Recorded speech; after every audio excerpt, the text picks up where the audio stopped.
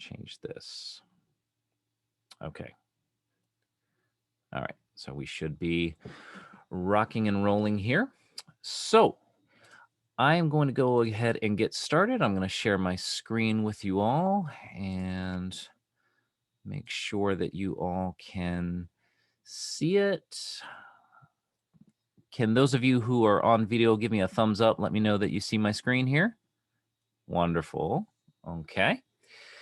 So again, first of all, excited that you are here. Again, I'm Brad Menton from the University Advising Career Development Center. I've been here with Eastern for going on 2 years. Really enjoyed my time here as a career coach. I get to work with primarily exploratory students, but I get to work with undergraduates, upperclassmen, graduate students, alumni on anything as it pertains to their career development. So that's what we do as career coaches in the UACDC.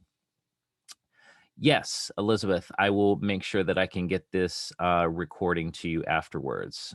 So I'm going to provide my email to everyone after the presentation's over. So feel free to reach out to me directly and I can get that to you. No problem at all.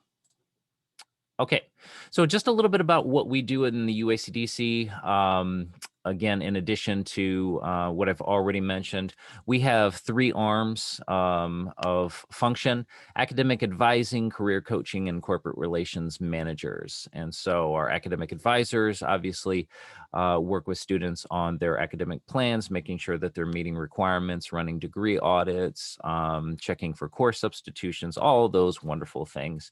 The career coaches, again, work with students on clarifying and identifying what their major and career path are going to be and helping them identify an appropriate choice of major, pursuing graduate school, identifying great opportunities that are the best usage of their degrees, and so forth. Our corporate relations managers are really our liaisons to our employers. So they help build our relationships and make sure that our employers are attending our campus events and recruiting events, such as our internship fairs, our IT and STEM fairs, our fall and spring career fairs, and anything like that, our on-campus recruiting events.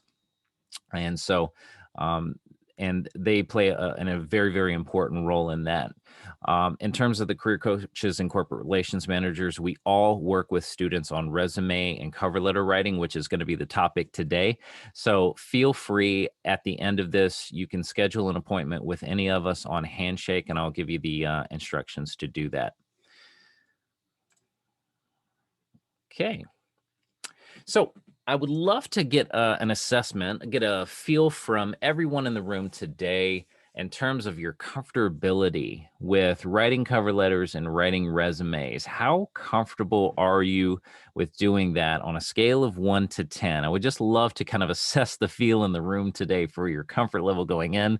On a scale of 1 to 10, 10 being the best, right? What is your comfort level with it currently? So just drop that in the chat. I would love to kind of see where everyone is at. So we got an 8, 6, 6, 6, 7. Oh, you guys are rock stars. You got on the high end here. Oh, I love that. All right. So it seems to me like you guys feel pretty good with where you're at right now, but I love the fact that nobody's calling out 9s and 10s, so there's still a little bit to learn, and hopefully we'll do some fine tuning today and make sure that you're feeling even more confident. So hopefully I want you walking out of here 8, 9s, and 10s by the end of this, okay? So in terms of your student teaching application, I thought I would just kind of throw this out there first. All of this should be no new news to you all. Do know that your deadline has been extended to July 1st. You probably are aware of that. And one of the recent additions in the student teaching application was now the admission of a cover letter and a resume, as before it was an entrance essay. And so with that, things had changed a little bit. And so that's why we're kind of focusing a little bit more on this. one of the things here as we kind of go through that I'm going to be making sure that I do accordingly is whether we're focusing on the student teaching application or whether or not we're focusing on potential employment opportunities down the road. So many of the tips that we're going to cover with regards to the cover letters and resumes are going to stay the same. So there are going to be some slight variances, and we'll talk about those. But I'm going to try to make sure that I include both as we kind of go through. So um, again, sort of based on the application as it's stated, just as a recap, as a reminder to everyone, the cover letter is really your opportunity for introduction. It is going to be in a typical business letter format. Include the information on what drew you into teaching, what experiences and education you've had, how you've formed yourself into a prospective teacher now. So it's really providing a story and providing a framework. And we're going to get more in depth with that. The reason why I bring this up is because whenever you are applying to this type of an application or you're applying to a specific job, you always use this as the guide. This is your blueprint of what to include and making sure that you cross your T's and dot your I's. Okay, so let's talk a little bit about cover letters. So we have a couple of different points that we want to make sure that we're including when we're composing a cover letter. And this sort of just takes you through a step-by-step process of how you want to really think about this. So again, you really want to start from the basics, which is making sure that you review the application, you review the job description, whatever it is that you're using as your blueprint. You really, really understand and ask yourself, what are they looking for? What do I need to communicate that I have that is going to be of value to this role or this position or this scholarship or this particular application that I'm trying to get into? So a really, really important starting point is I'm a why guy. So I always emphasize really think about how you can communicate your why in your cover letter. The resume is very often the how, the what, the where, the when, but it doesn't communicate the why. And this is where the cover letter comes into play here. So the cover letter is an opportunity to provide a story. And so this is what I really, really want to impress upon you, because whether or not you are applying for something like this or a job down the road, this is an opportunity to differentiate yourself from other people who've had maybe the same degree, who have some of the same skills that you do, who have a lot of the same other credentials maybe that you do. This is an opportunity to say, why you? Out of everybody else that they could select, why you? So in step two, you want to really think about and go through that job description, go through that application and highlight the keywords, the qualities, the skills, the required experiences, making sure that you really pick that apart and think about how and why you're going to benefit from the opportunity, how they're going to benefit from hiring you potentially if we're talking about an employment situation. So then you want to really think about and write down examples of how you have absolutely killed it. How have you done a really, really great job? How have you exercised the skills, the qualities, the traits that you're looking for? What is it that you need to make sure that you demonstrate? Then you want to connect your academics, involvement in work, and any sort of extracurriculars to the requirements of the position. Then in step four, you want to really clearly define how all of that works together to qualify you as a top candidate, and making sure that you didn't leave any stone unturned, making sure that all the information is covered. You're very, very specific and very intentional, and that you've got everything covered in terms of this is the qualifications that we're looking for, and this is what I have to represent those. Okay. Hopefully, that's just kind of provides you a nice brief framework here. So let's kind of dive into actually what this looks like in practice. I know this is a lot of text. I'll try to try to simplify it a little bit. So a basic outline for a cover letter. I'm going to give you an example here in just a minute. But a basic outline for a cover letter really starts in terms of the body of it with the very first opening paragraph. Generally speaking, a cover letter is going to be about 3 to 4 paragraphs, and no more than 1 page. Okay. So the first paragraph is really that catch. It's the bait. It's kind of throwing out something that is really going to grab the reader's attention. So this is where you can really make a fantastic impact by throwing in that why. So a great example could be, utilizing something from your own personal experience. You could have chose any profession to go into. Why teaching? Why do you want to be an educator? Tell me about that time that spark lit within you. That would be a great attention grabber right there in the beginning. And if you then connect that to the exact opportunity, then you're making that very, very clear.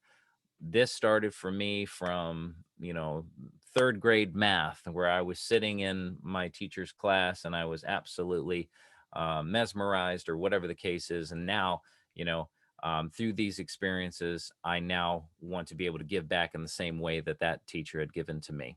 Anyway, you kind of understand where I'm going with that. It's being able to really, really convey that message. So being able to provide a personal story. Um, Other neat creative things that people have done is providing inspirational quotes. That's another neat thing that you can kind of throw in there.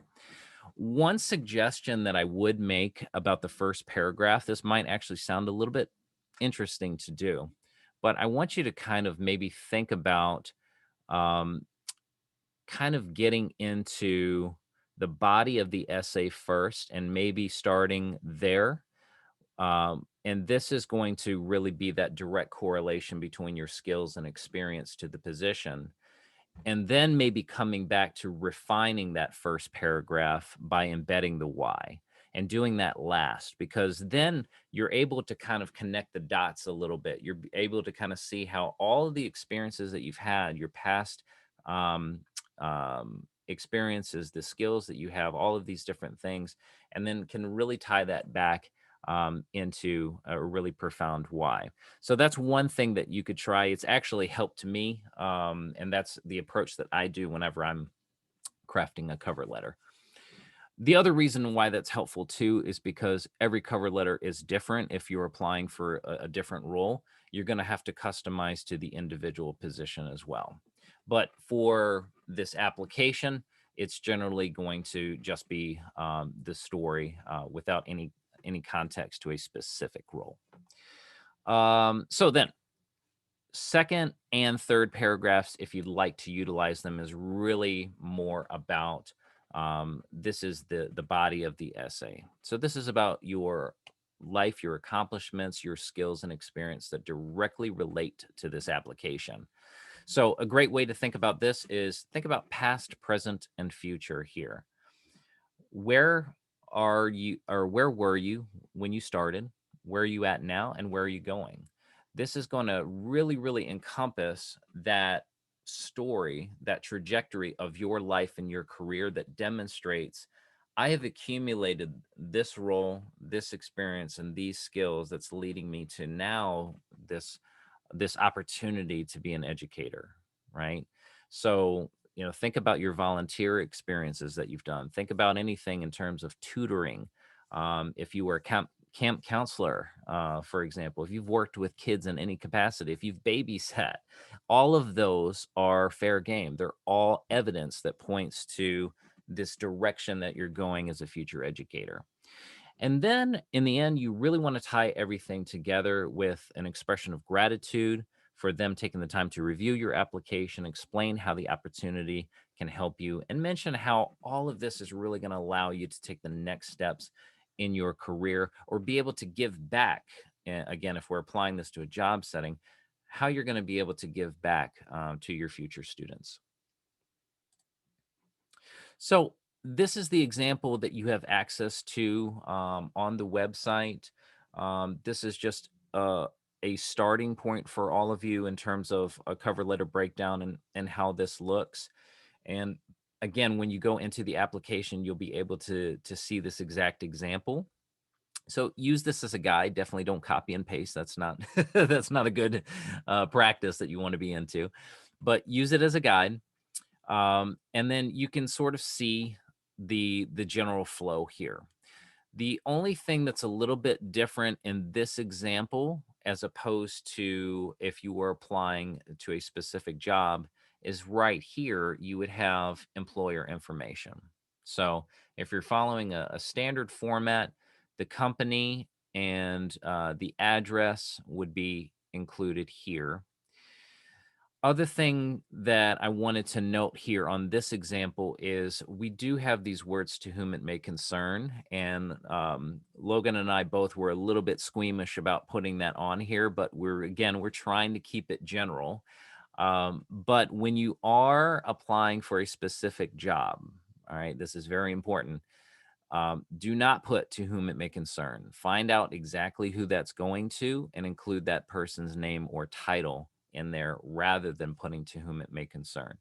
It's fine for this context and this situation, but we just wanted to make sure that we put that disclaimer. When you are applying for a job, it will significantly enhance the likelihood that it's going to be read when it goes to a specific person.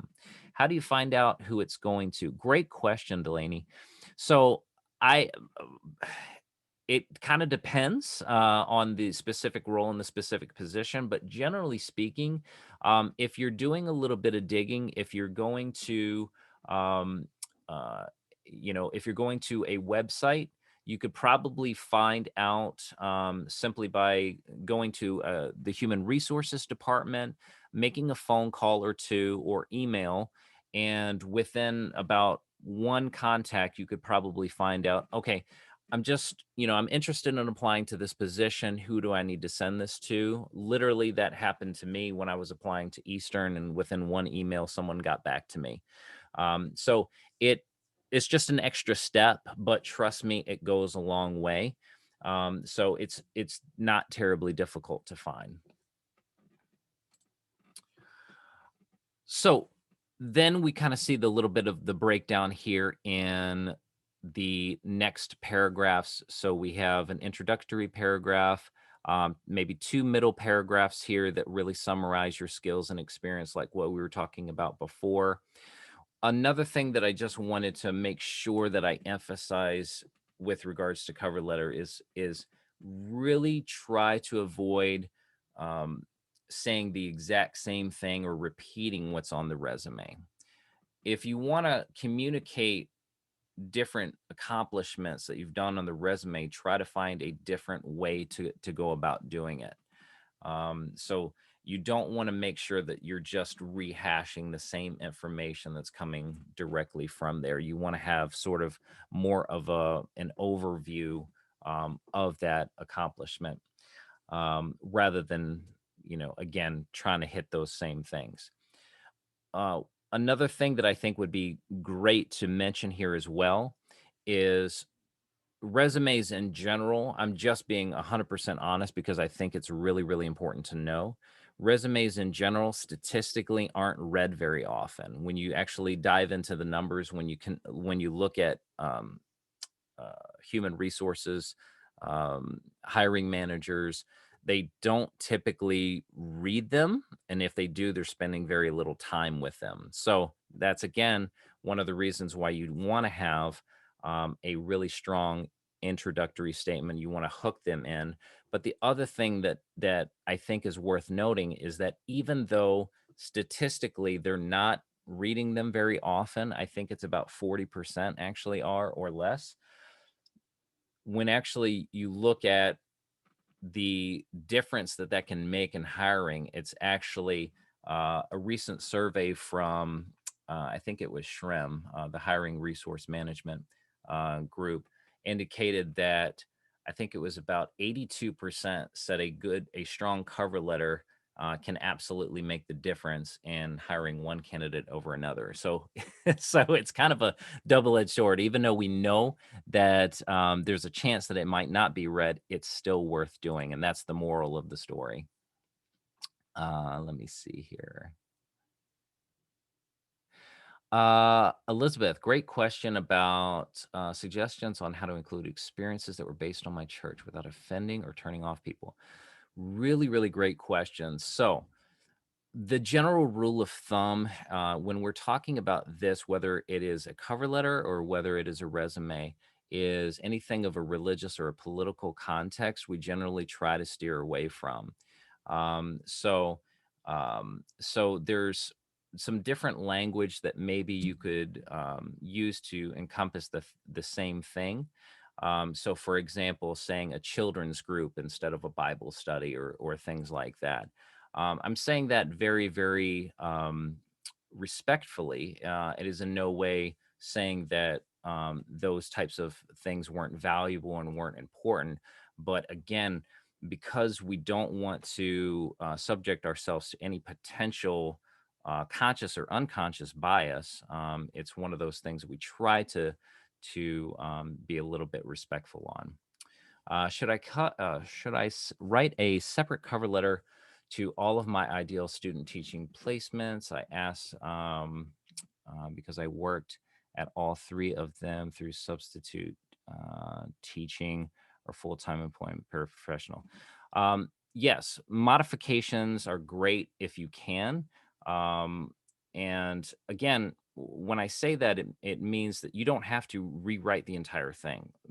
90% of whether we're modifying the cover letter or modifying the resume is going to be the same. It's these little tweaks and answering the question of why them. How are you going to be able to communicate why this potential employer over that one? What is it about that potential placement that really speaks out to you? Or how are you going to be able to kind of say, um, you know, um, what they do is really resonates with you on a personal level. Christine made a great point in here for student teaching applications. We have one general cover letter that could be sent to multiple schools and districts. So for the example of this application, it's not necessary, but when we are applying down the road, for those job opportunities, that's where you do want to do that. What about on your resume? Many of my jobs have been at church. So, Delaney, I'm going to come back to that. So let's talk about that when we get to resumes. Okay.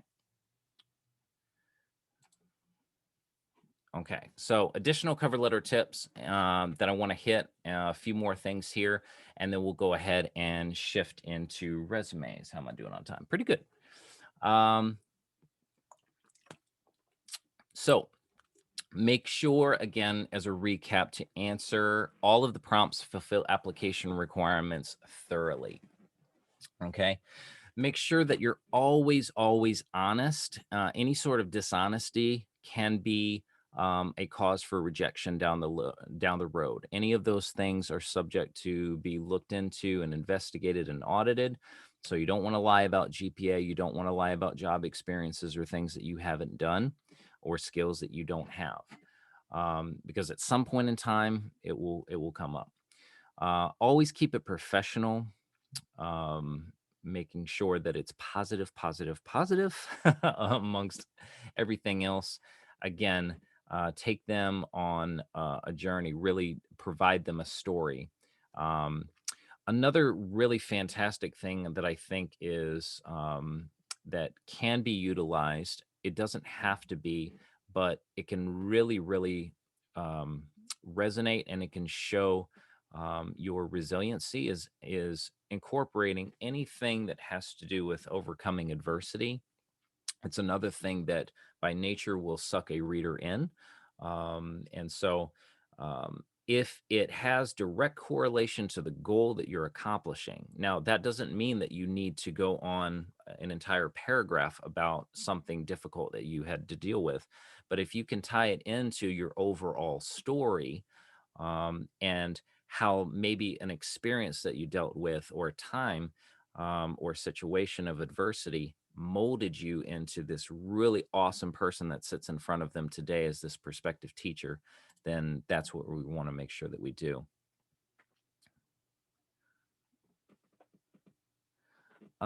Elizabeth, Any suggestions on how to adjust general ed versus special ed? I will need one for both. Um, could you possibly be a little bit more specific? Are we talking about the cover letter still? Or are we talking about resumes?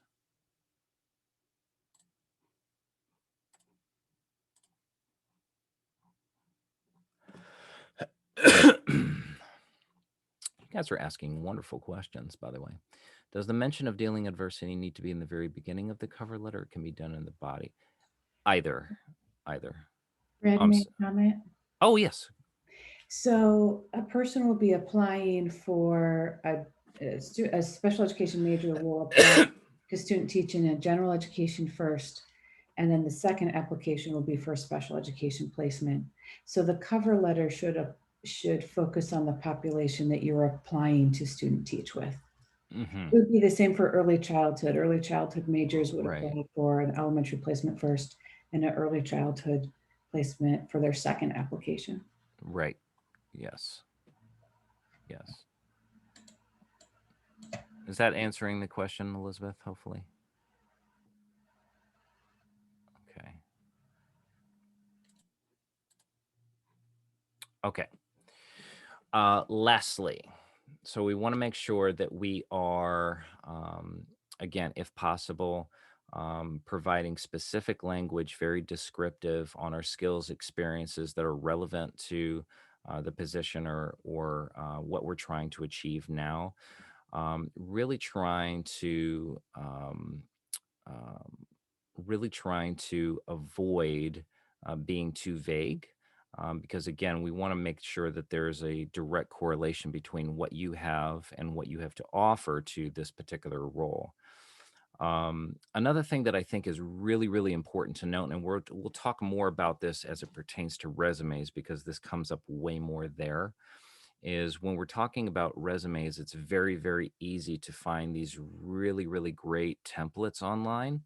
And these templates a lot of times have borders and graphics and really cute font and all of these kind of things that make it look maybe flashy or artistic, but they don't always reflect in a professional way. And so you want to make it very, very easy to read. Even though unfortunately it might be a little bit boring to do for some of us that have this artistic kind of drive and things like that. It kind of feels like, I'm sacrificing that. But trust me, it is the much better approach to kind of go with the ho hum style and stick with a clear font, make it easy to read, and just really focus on the content, focus on the message of what you want to get there, because you don't want any of that to be distracting. Um, okay. All right. Matthew says, do you have any advice if the job has a text field and no way to upload a PDF? Um, okay, so if we're applying in an application that just has a text field where you have to copy and paste, unfortunately, you're going to have. That's what I'm assuming that you mean, is that you'll have to utilize with what you have. Sometimes applications are just limited in that way, and again, it's sort of the nature of the beast that not every position that you're applying for even requires it.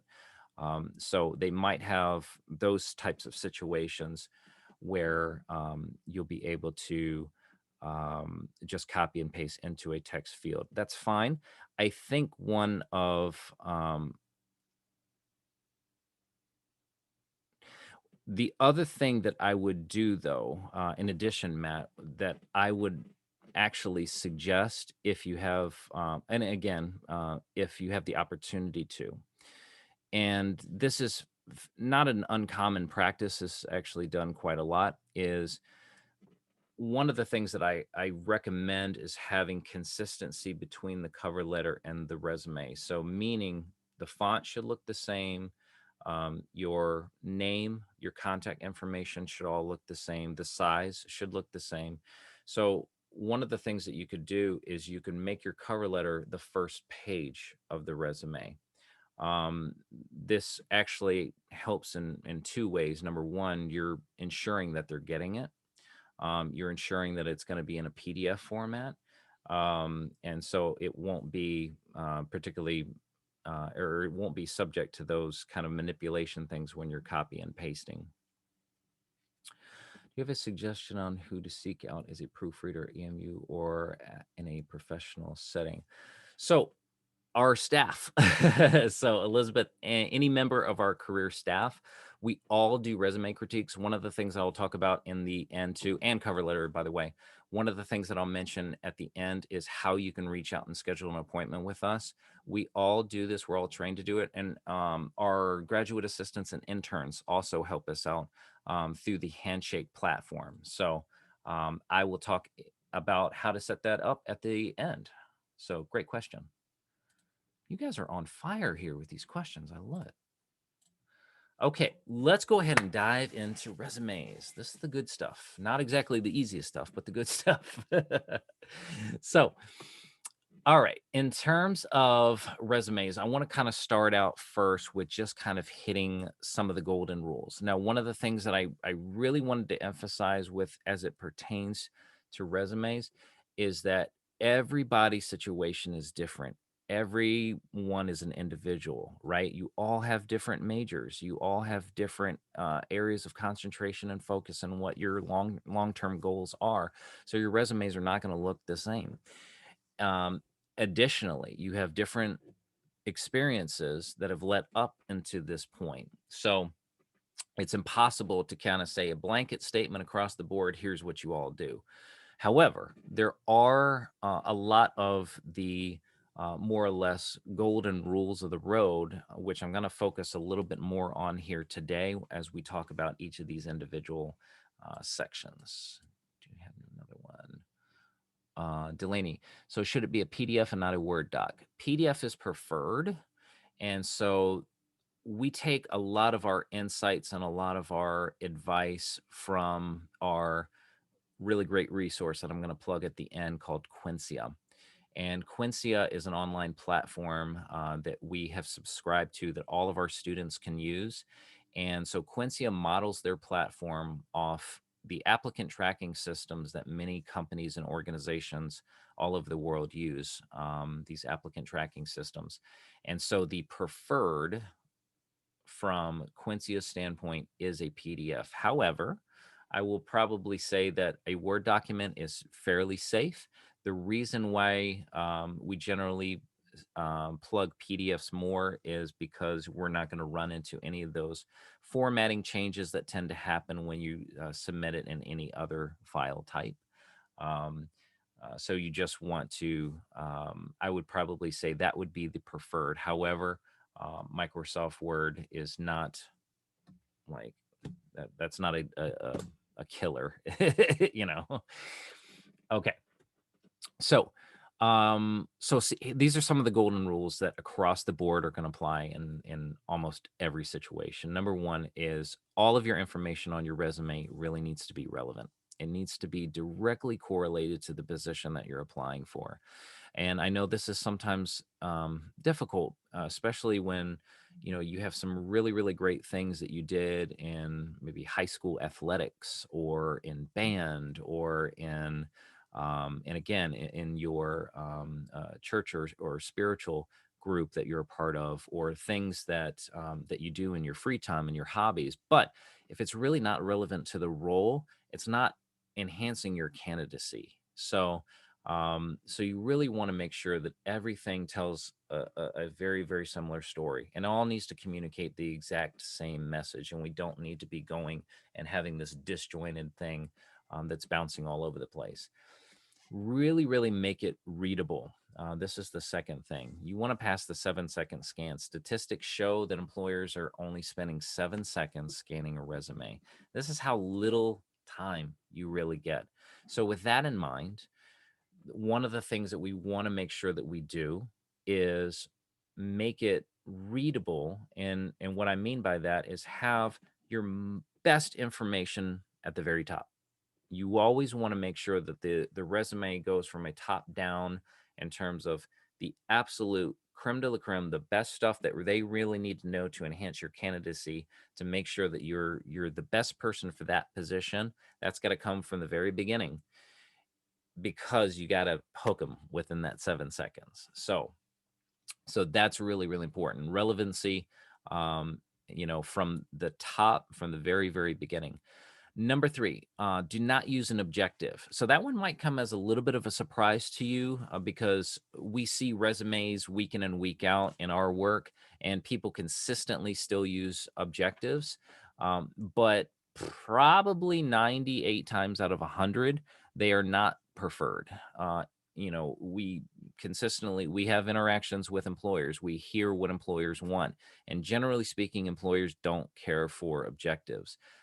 They were very fashionable 15, 20 years ago, because your objective wasn't always known. And so sometimes you needed to state that, especially if you were applying just to a company and you didn't know exactly what the roles were that you were applying to the company. If you were just applying, on a classified, sometimes that wasn't always explicitly stated, but now you can apply directly to one position, so the objective is already known, so it's not needed anymore.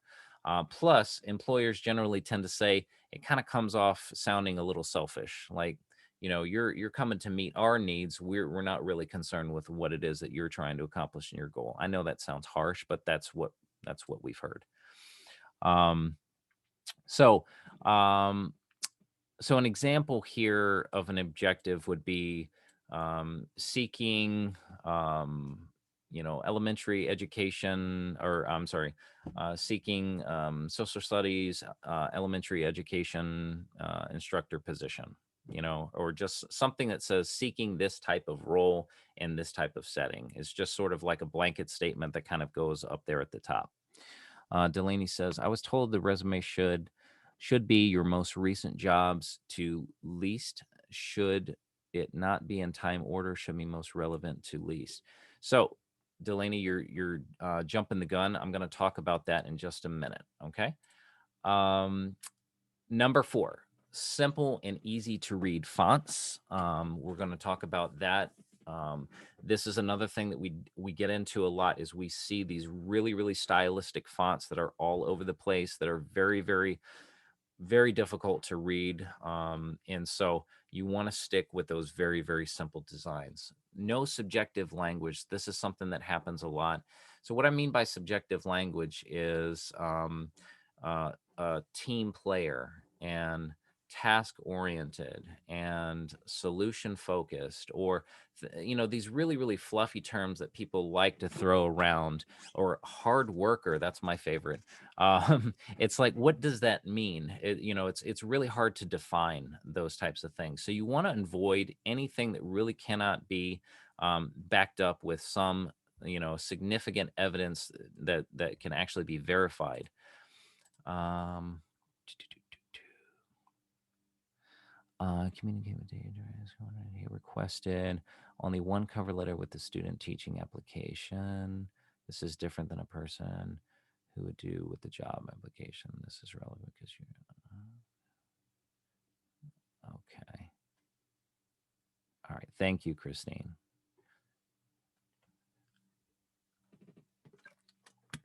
Yes. Okay.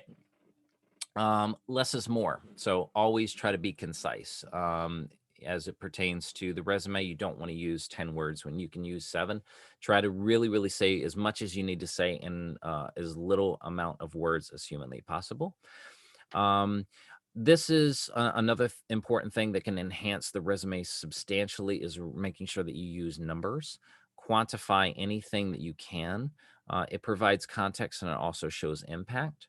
1 page for every 7 years of relevant work. Now, again, everybody's situation is a little bit different. This one for me generally seems to be about where people are going to sit anyway.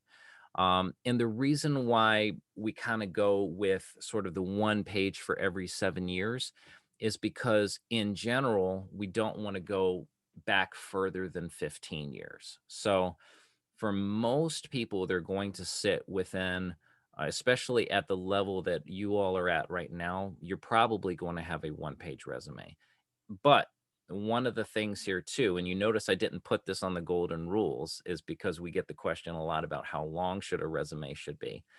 So everybody's situation is different. So I can't say across the board, you have to have one page. But I would say, generally speaking, you probably should be at this stage in the game, just because most individuals who are at your level right now aren't going to have enough to fill 2 pages. So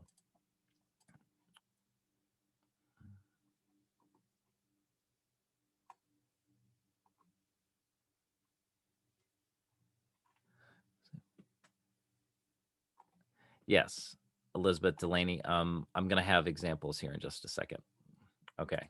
So I even beat you to it. Oh, and then the last 2 things that I wanted to mention here is avoid graphic templates. If you just go to Google right now and you search um, resume templates, you're going to find a lot. And unfortunately, not all of them are really, really good. They're very difficult to read. They're very difficult to customize. They might look very flashy and maybe aesthetically appealing, but an applicant tracking system would have a very, very difficult time reading that. And then the last thing that I wanted to mention here was proofread. Always, always, always proofread. And I know you guys are very, very smart. You know this already, but have multiple people look at it, because even myself who looks at resumes consistently, I still miss stuff. So it's very, very easy to do. There's always things that you're going to miss. Okay.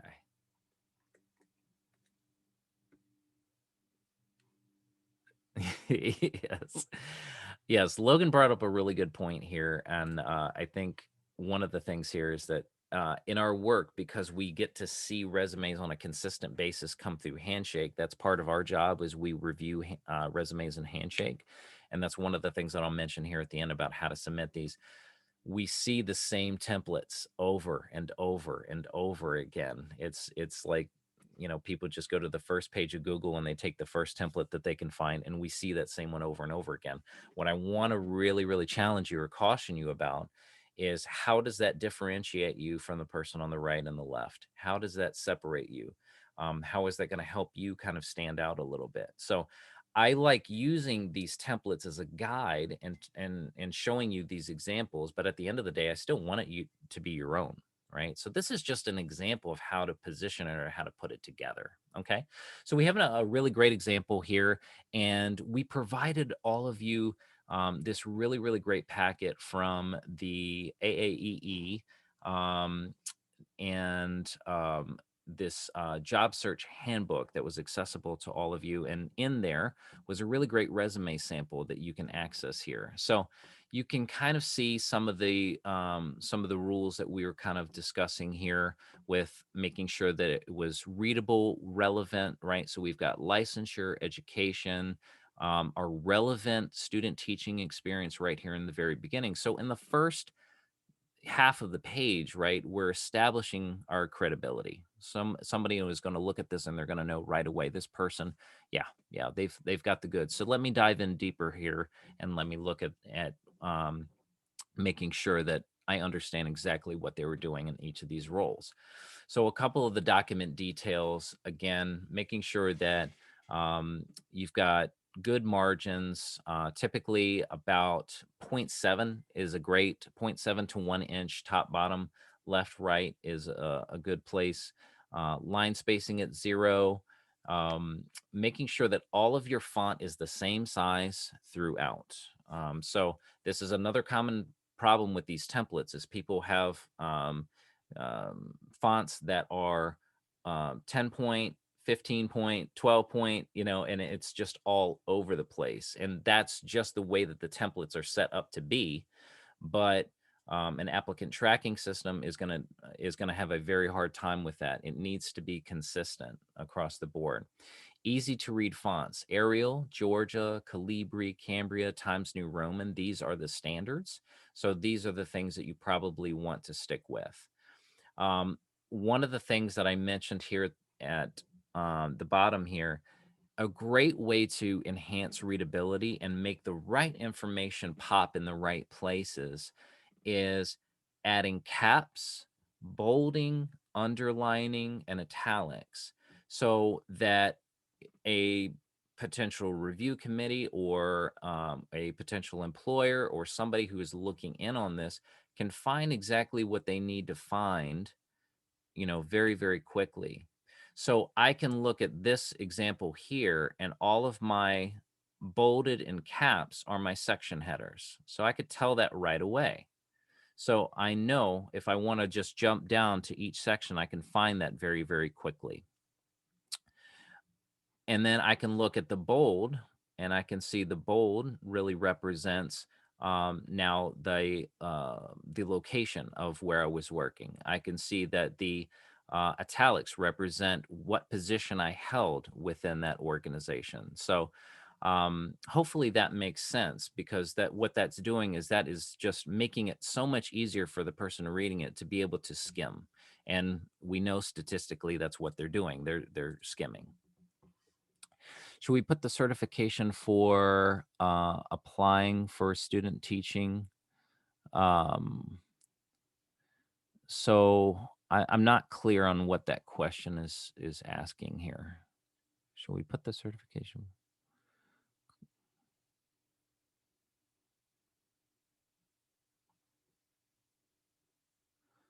Christine, do you know what she's asking here on this one? I was asking about the licensure and the certification part for applying for student teaching.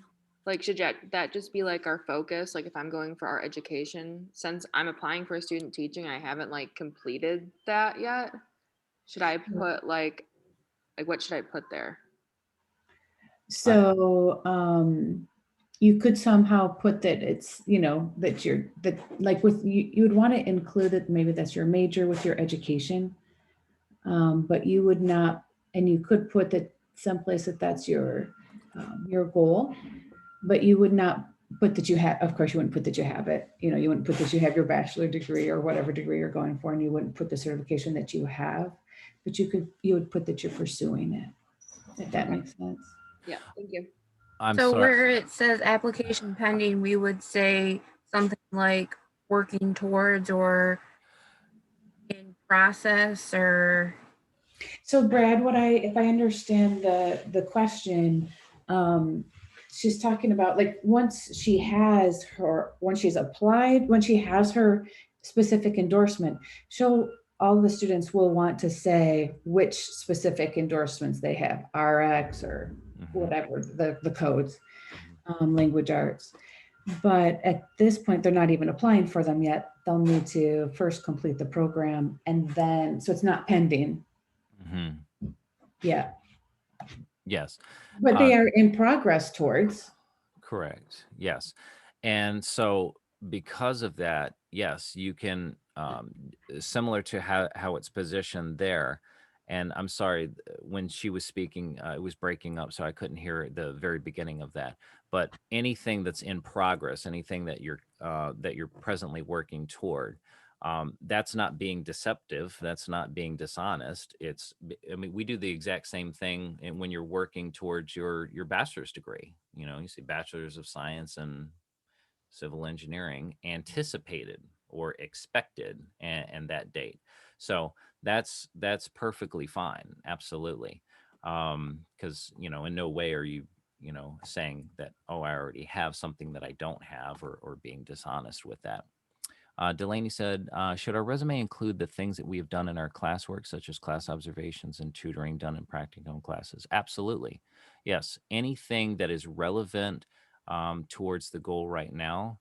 So yes, those types of things, any work with students, any opportunities that you've done in class projects, observation, anything that you can document that way, as long as it stays in a similar formatting style with your other work experience, Yeah.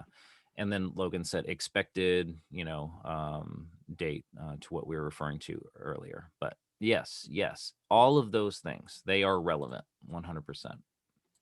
Great questions, guys. Okay, translating skills and experience. This is just a great thing for all of you to know for future reference, a little bit more so than presently, but these are really, really great things to keep in the back of your mind. In terms of thinking about what employers want, right? We kind of hear this a lot. What are they actually looking for? When you're out there on the job search, what's the criteria? So every few years, the National Association of Colleges Employers gets together and figures that out. So the NACE, the National Association of Colleges Employers, or NACE, are the connection point between career services offices and employers and companies. And so what they do is they try to establish and formulate what exactly are employers asking for. What are they not seeing from candidates that they need to be seeing, or what do they need to be seeing more of? Where the deficiencies lie?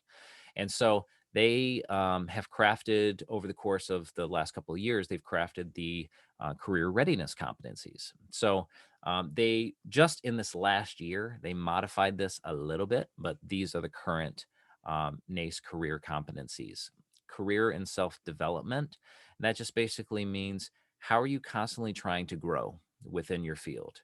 Are you demonstrating a commitment to your development as a professional? So whether that's skills, professional development experiences, going to conferences, educating yourself, taking additional coursework, getting a new credential, whatever the case may be. Communication obviously goes without saying. Critical thinking is your ability to make decisions, your ability to assess things in a logical manner. Equity and inclusion is something that's shifted from not just saying, okay, I can work with diverse populations, but I'm also going to advocate for those populations. I'm going to take an active stance to make sure that things are equitable and accessible for all populations, and not just claim that I'm multiculturally competent. Leadership, obviously that one goes without saying. Professionalism just means all of the things that you would assume: being dependable, being loyal, showing up on time, treating yourself and your industry with high regard and professionalism. Teamwork, the ability to work in diverse teams. And then finally, your technology management and savviness. So, and going into the basic elements of the resume, this is name, contact information, education, certifications, licenses, related experience. So those are the things that are like the must-haves. Those are the core ingredients. One of the things that we do indicate on here is, don't put references on the resume. I think it's a good reminder. This is a very, very common mistake. It's been done for many, many years. It's not going away anytime soon. Logan and I can both attest. We see this still, but references are on a completely separate page or a separate part of the application process. It is not, doesn't go on the resume. Excuse me. Additional supplemental. So these are all of the things I think Delaney, I believe it was Delaney, was asking about before in terms of what you can include. All of these are absolutely fair game if they're relevant. And again, you hear me using that word relevant a lot. If they are directly aligned to the position that you're going for, if you can show that there is some sort of alignment to it. Relevant coursework, skills, research, if you participated in research, teacher endorsements and certifications, teaching related experience. So your practicum, your any additional tutoring, sitting in on classrooms, volunteer experience, leadership and involvement. So that could be campus groups and organizations that you are involved with if you've taken an active role. community engagement, study abroad, awards and achievement. All of these things are fair game. So remember how I said that for most individuals, realistically, you're probably going to be able to keep your resume to one page. Now, obviously, I've seen exceptions to that rule. I've seen sophomores that can easily fill up 2 pages because they're doing all of this. They're just absolute go-getters, and they've done so many different things that are directly in line with their careers in the classroom and out of the classroom. So again, everybody's situation is a little bit different. When you do meet with a career staff member, this is one of the things that we do talk with you about, is really assessing what your individual situation is and whether those places are warranted.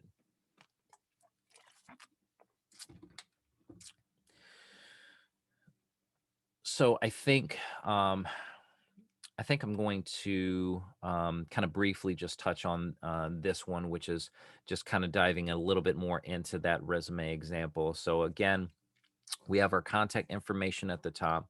We have our education and certifications right there from the very beginning. So an individual knows what we've done or where we're headed. And again, including those things that we're working towards presently. Our related experience that has to do with the field of education, our relevant skills, coursework, and experience. So yes, absolutely include your coursework and your projects that are applicable, and then any sort of campus involvement, leadership, and additional experience. Those are going to be the things that, by nature, it's not that they're not important, but by nature, they're less important to the overall theme, so they're going to fall down the page. A great recipe for creating strong bullets. So when we go back into the example here, we see that every experience that we have, we've got specific bullet points that highlight what an individual did in that role. So what Jane did in her role at Fort Island Elementary School. And so what a lot of people have a tendency to do in their bullets, right, is they want to, for lack of a better term, they want to copy and paste the job description. And in some instances, they actually do that. So what we want to try to get away from is doing things that are just going about, got a few more popping in here, that are just the generic bottom of the line, this is what I did kind of bullet points. The reason for that is because it doesn't, again, demonstrate your particular impact for that role and what you did specifically that had a positive outcome for the organization or for the students that you work with. And so what I always try to say is move away from the job description and move to an impact depiction. Okay, so we want to tell a story in the bullets and really take that a step further. So this is a really great recipe for how to do this. So you could start out with an action verb. The action verb is demonstrating a skill that you want to showcase. So remember, right? NACE competencies is a great place to start when you're thinking about the skills that I want to showcase, right? Leadership, communication, critical thinking, right?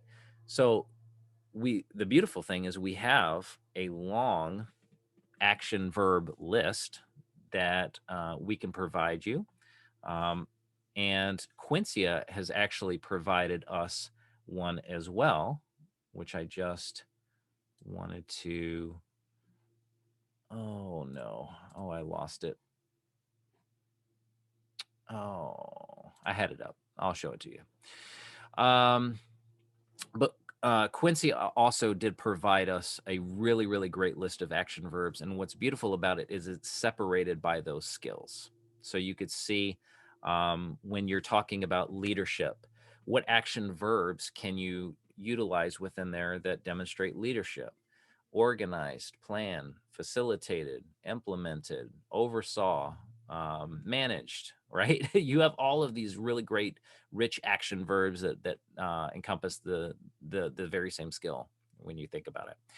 Then you want to add in what you did, right? The actual task, and this is generally where people just tend to end.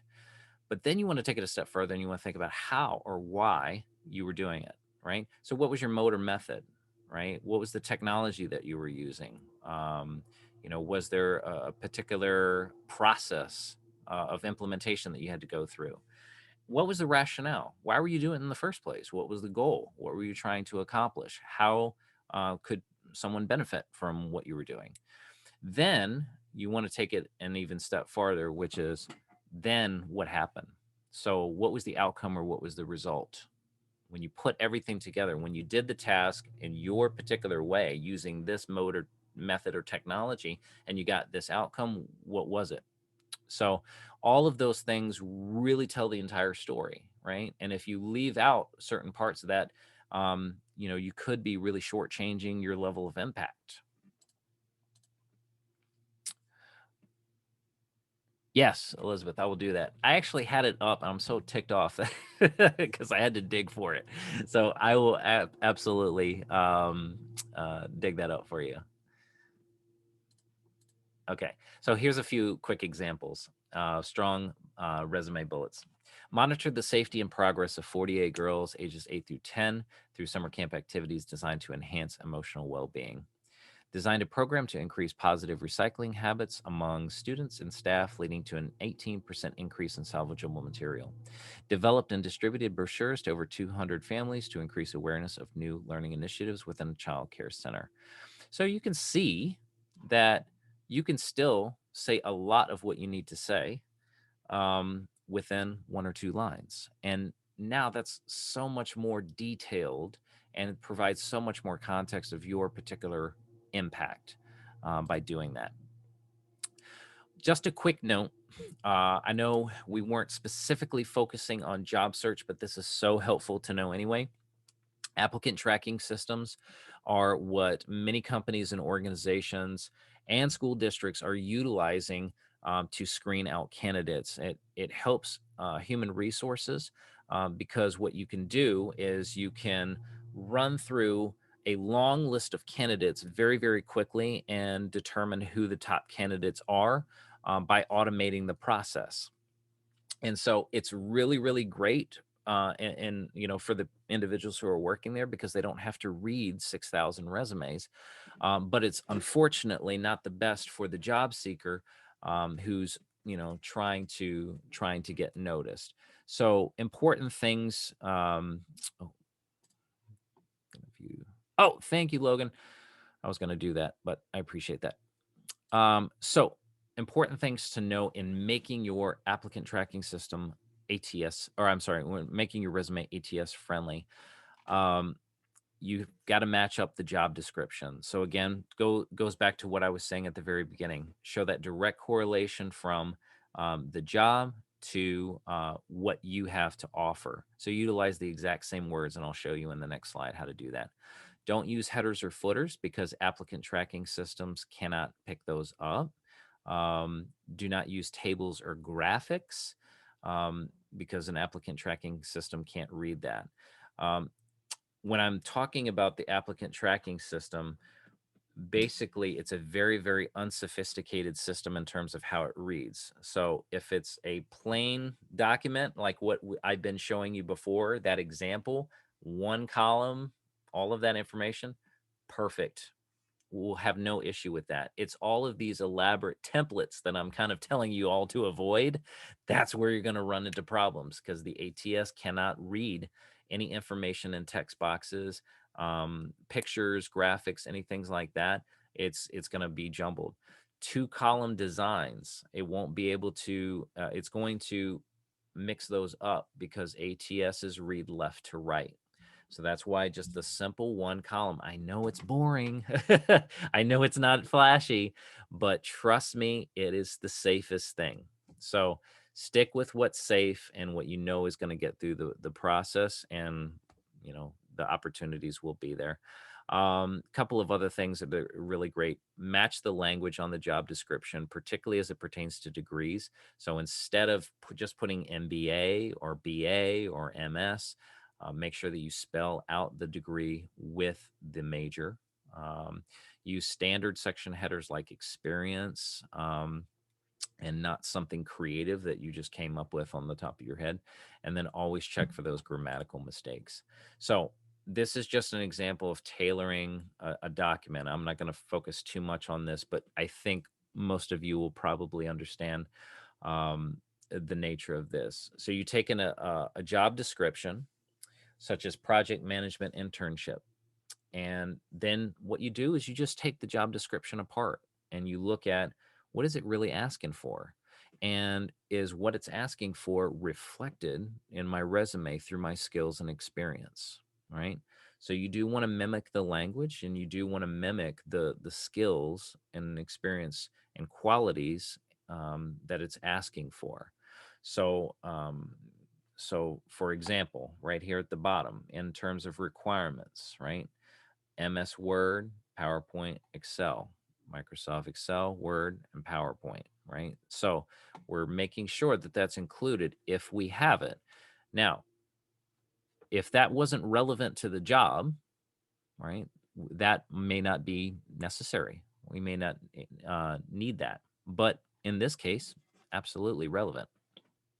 So all of these things, again, we just want to make sure that we are showing a direct correlation between what it's asking for and what we have. So, you just want to think about it in that way.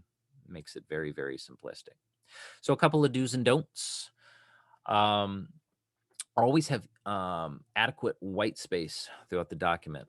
Another common mistake that we see a lot is crunched. Everybody trying so desperately to fit so much information into one page because they're so concerned about the one page rule that everything gets very, very cramped and very, very difficult to read. So if you are formatting properly, if you're spacing out your margins, if you're adding equal space, you're not going to run into that issue. And then it's going to be way more readable, way more, visually appealing for the reader. Don't use personal pronouns. I, me, my, anything like that. That's just one of those rules. I don't know where that started, but it's just a rule of the road. You don't need to use those things because the person already knows it's about you anyway. So it's not necessary to include that. Do choose a layout that maximizes your content. Don't overcrowd the document. Do choose an appropriate font, as we were talking about before. Avoid those designs that have elaborate borders and textiles and all of those types of things. Always add a lot of detail when you're showcasing your value, and then avoid those tables, graphs, charts, anything like that, those over elaborate kind of things. Okay. So I know that was a lot. I was trying to be sensitive of time and try to pack in as much value as we could within this amount of time. So let's just kind of assess everybody now. How is everyone feeling in terms of their confidence moving forward? Any questions that are coming up? I'd love to kind of get an assessment on how you're feeling, any areas that are still unclear, any confusion.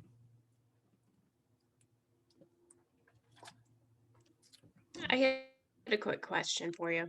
I am transferring from one career. I've been working I have 20 years of work history, and I'm just coming back now. So my resume is literally almost 3 pages long. But my question is how much of that other relevant information of previous experience needs to be on my resume? Like they do go back and check and audit my resume to make sure that all of my jobs are on there, right? So I do kind of have to put them all on there, or how does that work? So with going with whatever you feel comfortable with. What was your previous industry that you were in before? I was in management, so Okay. like hospitality management, and then I did a lot of higher education stuff, which is somewhat comparable Uh-huh. to education, but I was like financial aid counselor and a couple other things like that, billing coordinator, that kind of Mm-hmm. thing. Mm-hmm. How far back does your current resume go? To I have 10 years on there. Oh, okay. No, I think that that's absolutely fine. Again, I think one of the things that I had mentioned before was in general, uh, and again, so I think it's important to know for context. I'm a certified resume writer, and then I have like a lot of other individuals that I know that are certified resume writers. And the joke that I always make is you could get like 10 of us in a room and we're all going to have slightly different takes. But the general consensus from most that are developing resumes for others is that you generally want to try to avoid going back farther than 15 years. So you're not even in that window, so that's not even a concern. But what I would say though is those are actually some, well, as you said, they are somewhat comparable positions. They do demonstrate very, very useful transferable skills. It's about how do you position it. It's about how do you kind of make that applicable to now this new direction.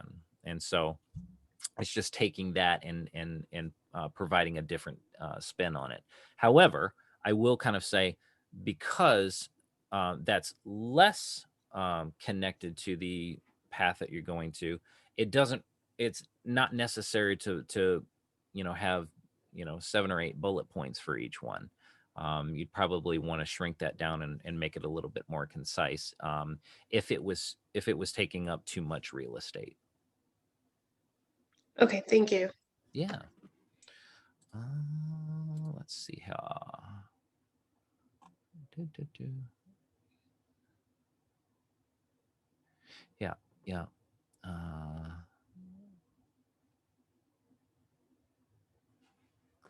So Lindsay asks here, how many bullet points is recommended for each item on the resume? Again, that's one of those that's kind of hard to say. Logan said at least 2 to 3. I would mimic that. I would say that should be minimum if you can. Um, Again, everybody's situation's a little bit differently, but sometimes it's a little bit challenging to get up there and into 5 or 7. But if it's very, very relevant, if it's useful, if it's demonstrating the skills that you need to showcase, try to get everything that you can get out of it. So 2 to 3 is a good starting point. It's a good benchmark. If you can get more, definitely get more.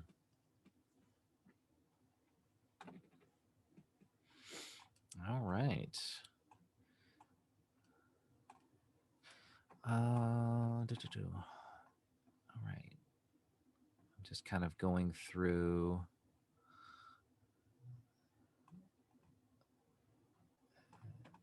And making sure. Any other questions? I'll provide an example.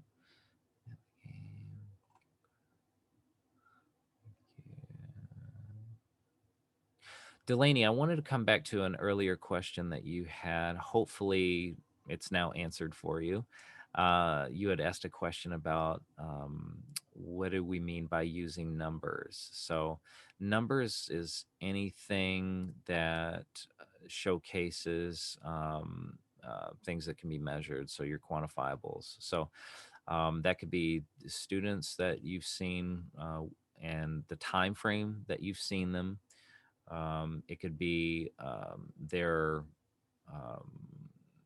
it could be surveys that you've collected. It could be how they've performed on tests. It could be honestly anything in terms of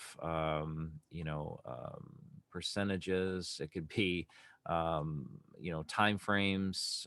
Anything that documents the something that you really need to be able to showcase to provide some context, because those numbers are ultimately going to be the things that will, show that impact depiction rather than just a job description, because you can actually formulate that in your own mind and say, oh, okay, well, this person definitely went above and beyond this. I can actually see that because I have something that I can hold on to. So okay.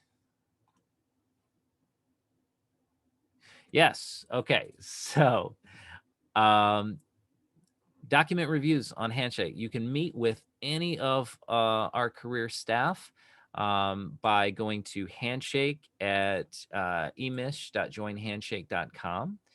And all you would need to do after logging in is just come up here to the Career Center, and then you're going to drop down into appointments, and you can set an appointment there.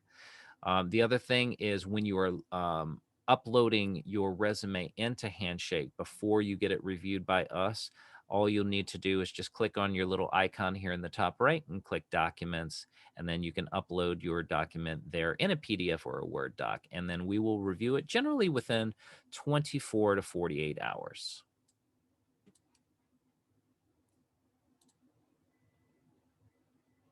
Yes. Last thing I wanted to plug really, really quick. All of you have access to a really great, and we include this whenever we are providing our resume feedback. But there's an amazing resource that's accessible to you at emish.quincia.io. And this is the platform that I was telling you all about that will provide feedback for your resume. And so what it does is it allows you to see how your resume is read, comparable to what an applicant tracking system would view it. So it's a really, really amazing platform. And in addition, it also has a virtual interviewing interface as well, which is super cool. But you can kind of see from some of these screenshots of what Quincia actually does. So it breaks down your resume by general formatting and content. It gives you a score, and then it provides you analysis of how you can improve it. So really, really cool stuff. We love Quincia, and they're amazing, amazing resource for us. Then after you add in those critiques, it's really kind of cool. So you can re-upload your resume and see how your score improved. Yep. So you go there, register using your Emish email. And then lastly, if you would like to reach out for appointments, feel free to go to app.joinhandshake.com. You can schedule an appointment through us. From the appointments tab, you'll be able to see resume critique in that first box. Just click there, and then you have access to all of our calendars. If you want to reach out to me directly, you can email me at bminton@emish.edu. And yeah, we would be absolutely happy to meet with you anytime to make sure that you are rocking and rolling. Any other last questions?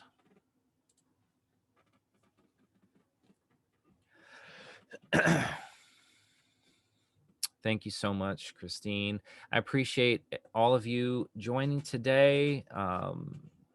Very, very happy and delighted to be partnering with the College of Education for this. And yeah. Whoop, whoop.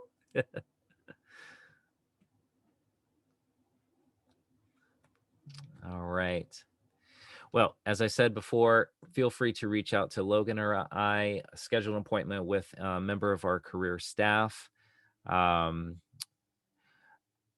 Matthew, since we are wrapping up, can you email me directly and we can talk about this specific question? I'd be happy to provide you some resources about that.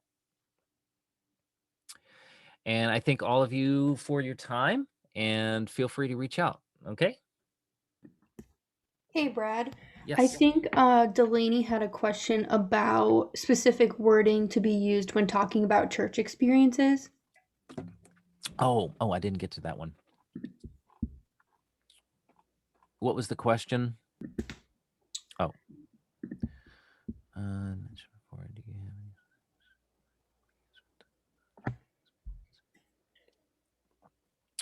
Sure. So, Delaney, are you still in the room? Yes. Okay. Sorry. So, when you had, okay, so you were asking about your, was this a work experience that you had? Yeah. Okay. And so what was the nature of the experience? What were you doing?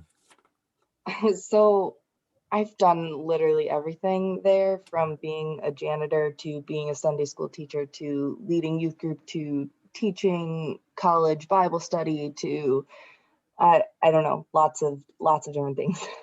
But a lot of my work experience is through a church.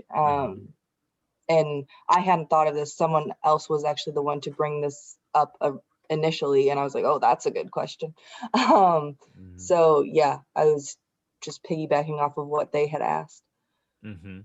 That was me, and I've done a lot of volunteering at church. Of like, I was helping with youth group on Sunday night. I was helping middle school Sunday school, where I was a table leader. I did volunteer work in the nursery taking care of children.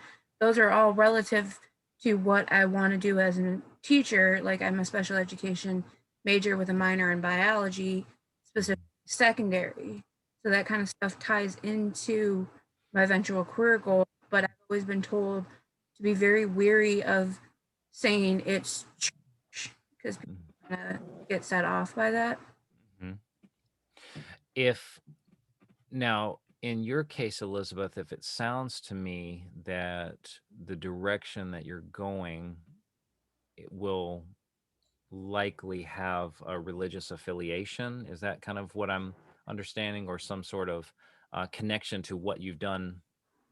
Well, my experience in the church directly correlates to, like, I'm going to be a special education teacher with a minor in biology, middle school or high schooler, and I'm working within specifically the youth groups who are middle school through high school. As like, I was in charge of making sure they completed all of their lesson during the Sunday school hour, and I was in charge of making sure they do what they need to do during youth group. Yeah. So that experience in and of itself is very, very relevant and very important to include. And so, hey Logan, can you mute? Oh, sorry. She gets tap happy. So I would absolutely say we want to make sure that we do include that on there.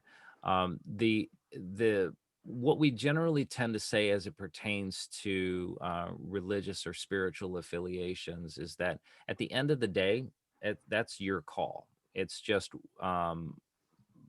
the unfortunate nature of how things tend to be, and potential biases, and how you cannot control the beliefs of the individual who are viewing and making the decisions.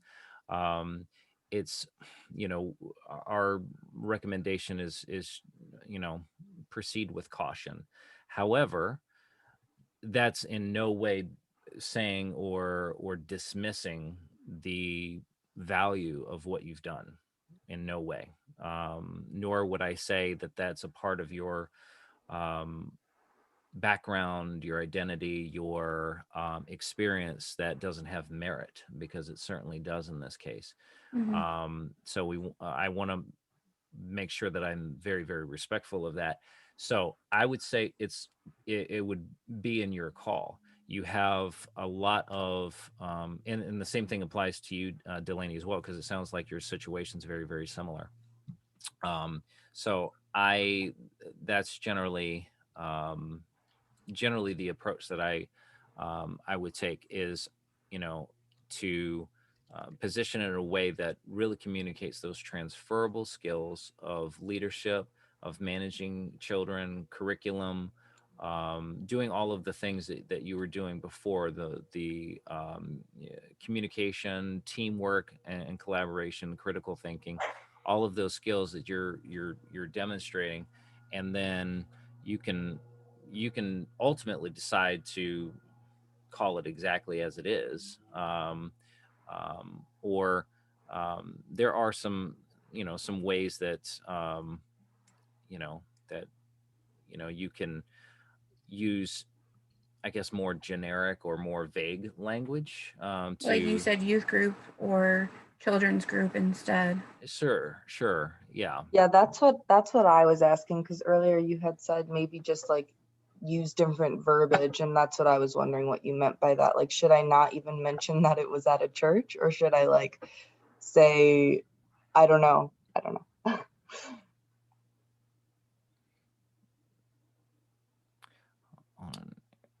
um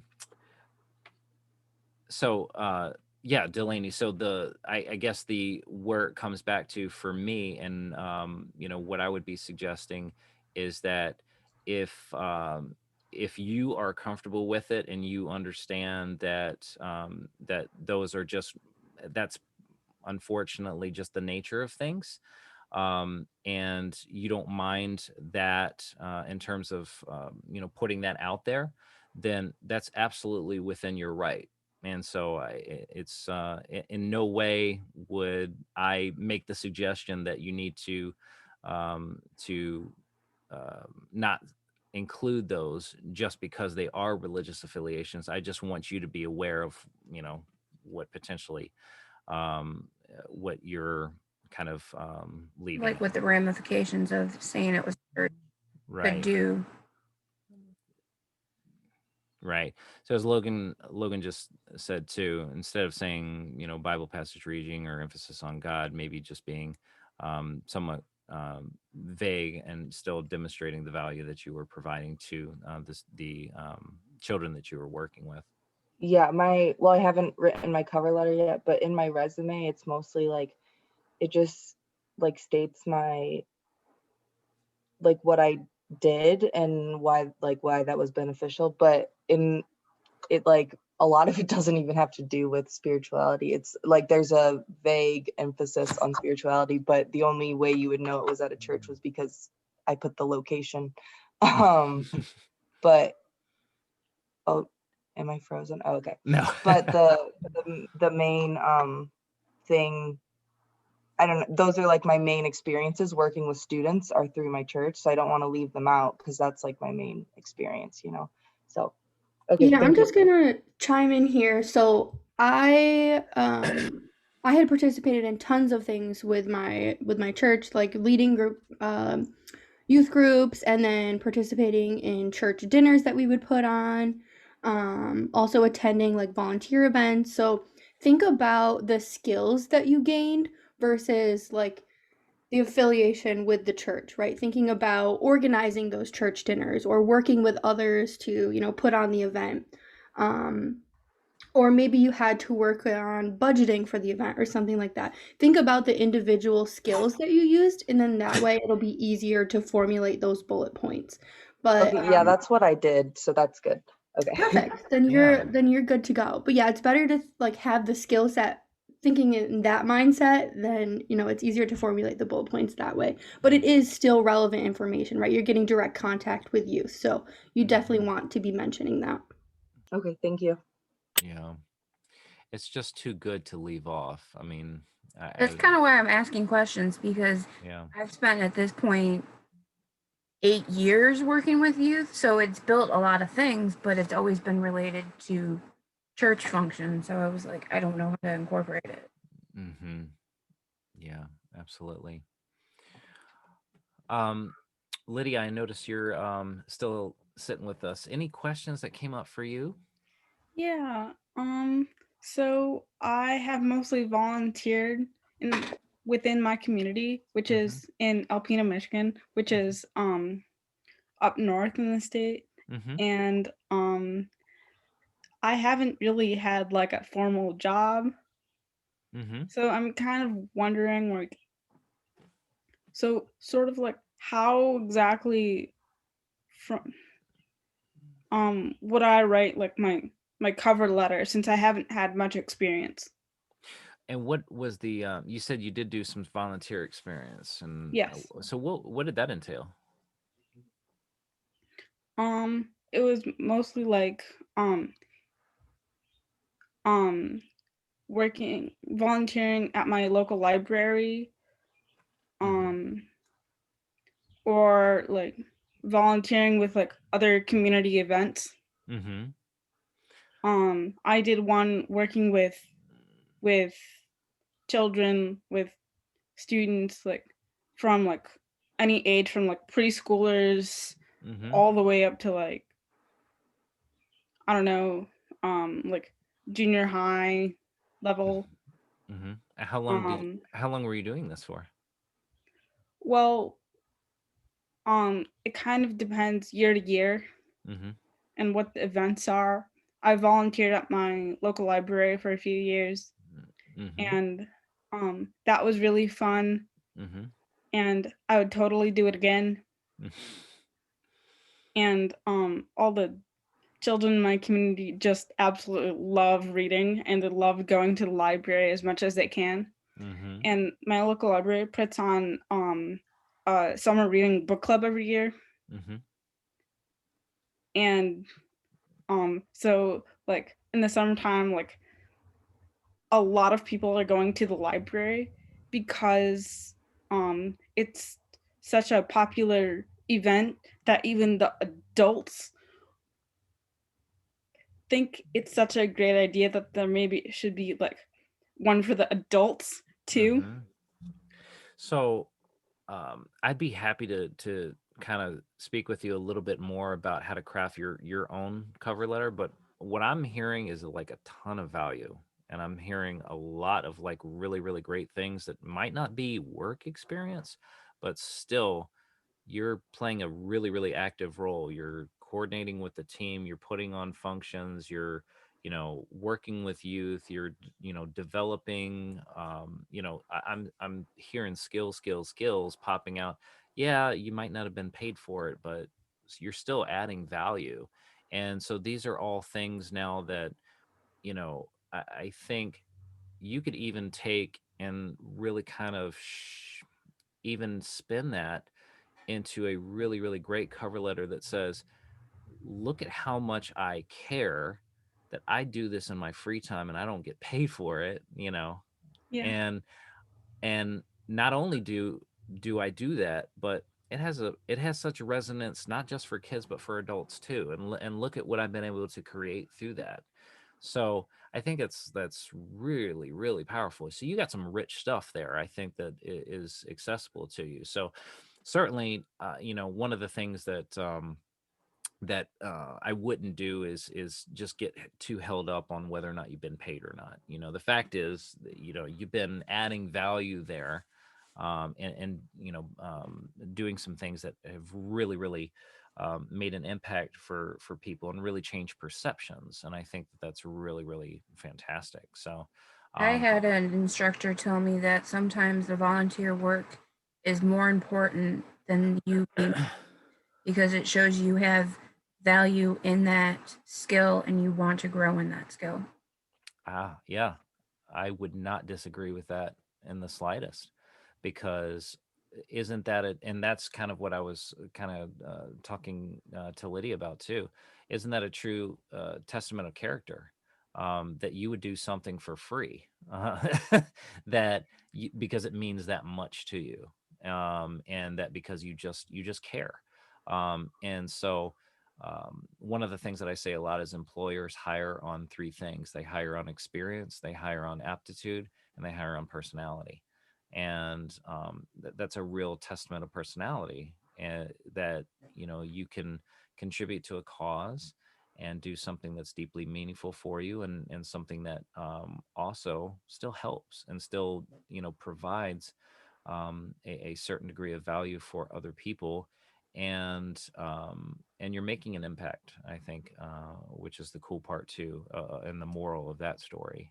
So how cool. So yeah, feel free, reach out to me Lydia, and we can certainly take a look at your cover letter, and I can help you out with that. Thank you very much.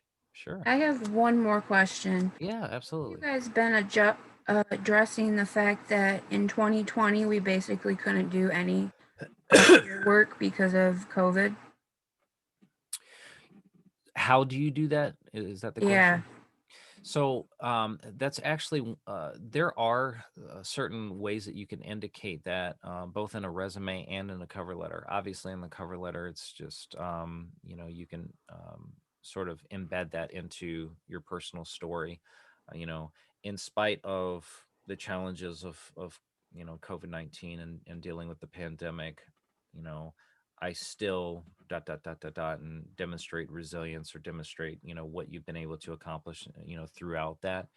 um, that kind of goes back to some of the adversity stuff that I had mentioned before. So you certainly can embed that within. um, the other thing too is that as it pertains a lot in terms of job search types of things, a, employers are very, very, at least in what I've been experiencing, are very understanding of the fact that everything has been really weird, and nothing has been normal over the last year. And so it's not so much of you need to have this, this really, really great work experience during this time, and it has to be perfect. It's more of less, over the course of the pandemic, how did you utilize that time for your own growth? And how were you able to advance within your field, whether that be, and the fact is, you have been doing that. You've been working, as a student, so you're still accomplishing a goal. You're still developing new skills. You're still, And we had to go from face to face to online learning and right, those skills within it. right. And so all of those things really are at your disposal in terms of how you communicate that. Um, Thank you, Melissa. And so if so, one of the things that I've seen individuals do just within the context of the resume is they will actually indicate um, in their bullet points, for example, did such and such um, during the global pandemic, or was able to accomplish such and such, and they would list that in their accomplishments, um, in spite, you know um, in spite of the changes of COVID-19, or so forth. And so again, that's kind of going back to what I was saying before with context. And so um, that certainly can be built in, but I don't by any stretch think that it is going to be something that's going to be perceived negatively. Okay. just given the nature of things right now. I think it leveled the playing field. If anything, I think everybody was dealing with it to a certain degree. All right. Thank you. Absolutely. Thank you so much for coming. And if you need anything else, just holler, okay? Okay. Thank you. All right. Have a good day. You too. Woo. Good Hey. job. Wait, stop recording.